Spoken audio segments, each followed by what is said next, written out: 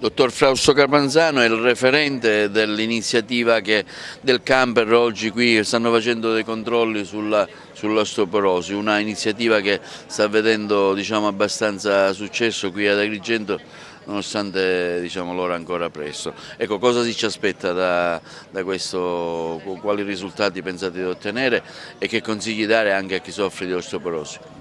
I risultati auspicati e credo effettivamente raggiunti sono quelli di sensibilizzare la popolazione sulla problematica dell'osteoporosi, di porre l'accento appunto su questo tipo di problema e eventualmente anche giocare un ruolo importante sulla prevenzione dell'osteoporosi stessa, che ricordiamo è una patologia che colpisce prevalentemente l'età avanzata, prevalentemente le donne rispetto a quanto non succede sugli uomini, e che comporta un incremento indiretto del rischio di mortalità successivamente a una frattura. Quindi l'intenzione è quella di prevenire tante fratture sostanzialmente nella popolazione e ridurre il rischio di mortalità e di comorbidità dei pazienti. Ecco, nel camper c'è anche un apparecchio innovativo per i controlli che effettuerete.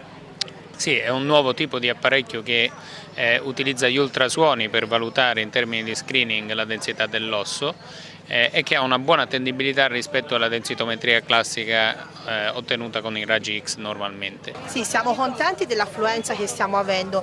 Stiamo svolgendo una campagna di sensibilizzazione verso l'osteoporosi e il rischio di frattura e eseguiamo qui uno screening.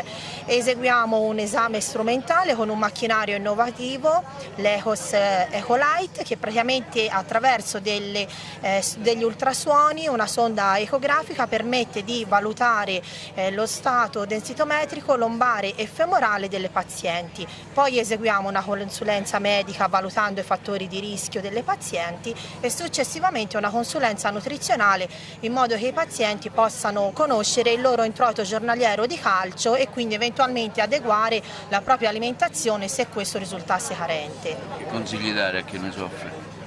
Allora, sicuramente adeguare, lo stile di vita, perché ci siamo accorti che la maggior parte delle problematiche iniziano dagli stili di vita che magari non sono proprio corretti, quindi regolare attività fisica, adeguamento appunto dell'alimentazione e magari anche una buona supplementazione dove è necessario di vitamina D.